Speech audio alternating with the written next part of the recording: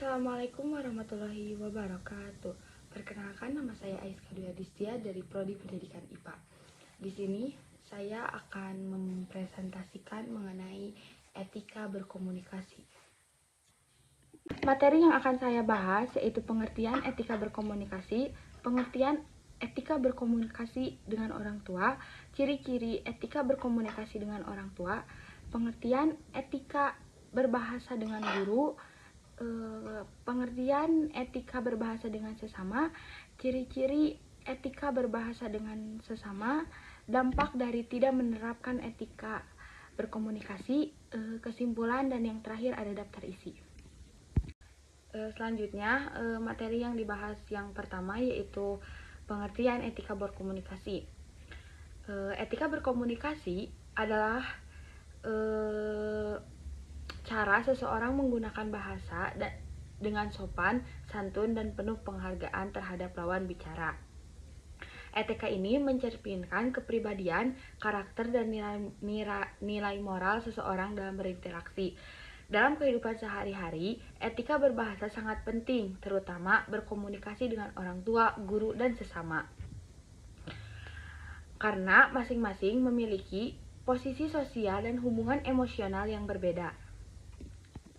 Selanjutnya, materi yang dibahas yang pertama yaitu pengertian etika berkomunikasi. Etika berkomunikasi adalah cara seseorang menggunakan bahasa dengan sopan, santun, dan penuh penghargaan terhadap lawan bicara.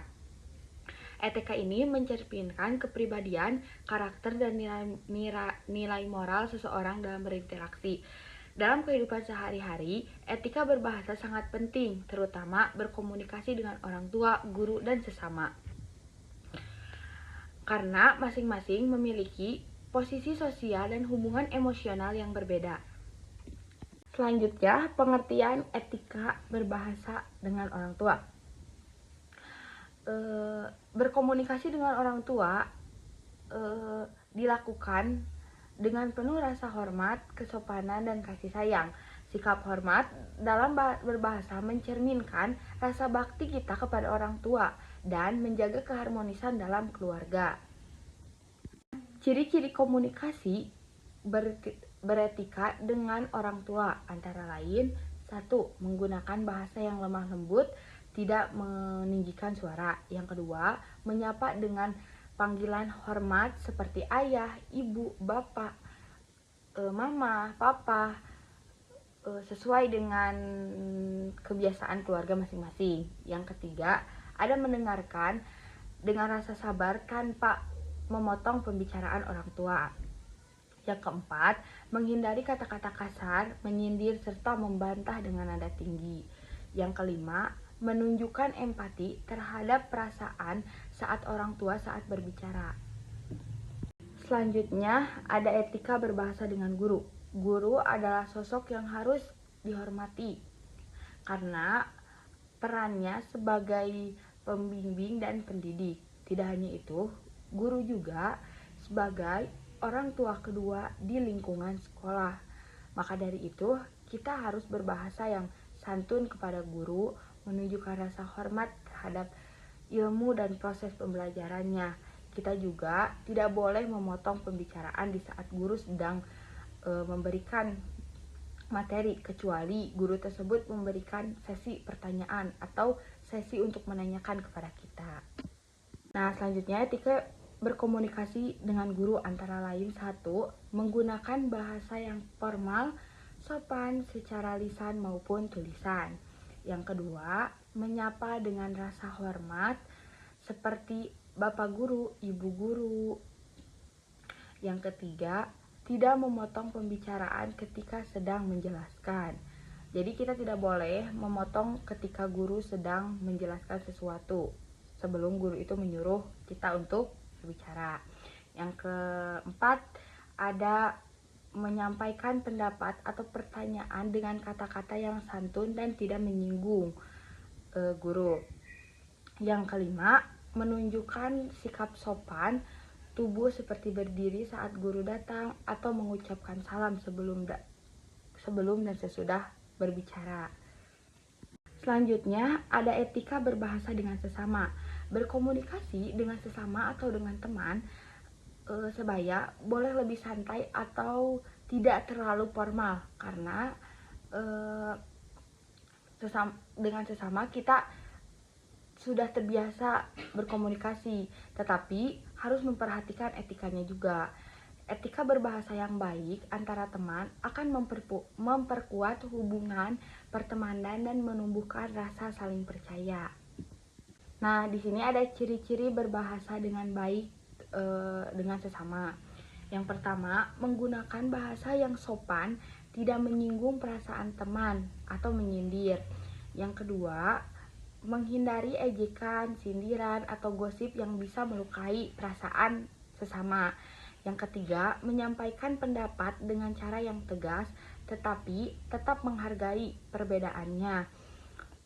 Yang kelima, menjaga intonasi suara agar tidak terdengar kasar atau meremehkan teman. Yang keenam, menggunakan bahasa yang positif dan membangun suasana saling menghargai sesama teman.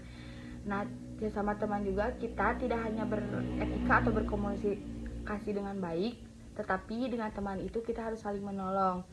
Karena dengan adanya komunikasi yang baik, tumbuhlah rasa ingin saling menolong sesama teman.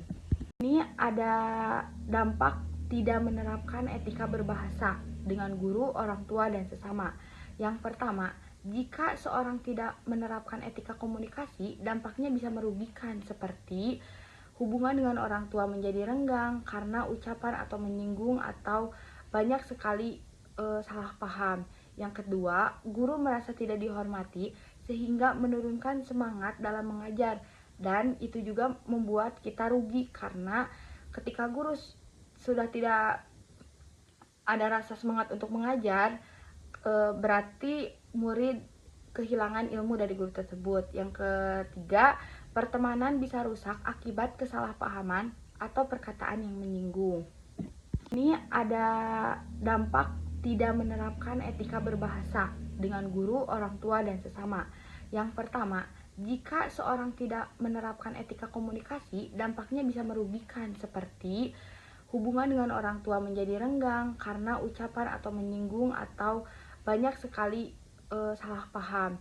Yang kedua, guru merasa tidak dihormati sehingga menurunkan semangat dalam mengajar, dan itu juga membuat kita rugi karena ketika guru sudah tidak ada rasa semangat untuk mengajar, berarti murid kehilangan ilmu dari guru tersebut. Yang ketiga, pertemanan bisa rusak akibat kesalahpahaman atau perkataan yang menyinggung. Yang terakhir ada kesimpulan, yaitu etika berkomunikasi berbahasa merupakan cerminan dari budi pekerti dan karakter seseorang.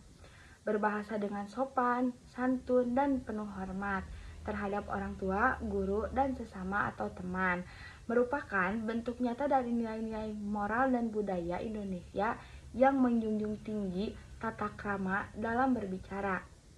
Dengan menjaga etika berbahasa, kita hanya menyampaikan pesan, tidak menunjukkan perhargaan terhadap orang lain.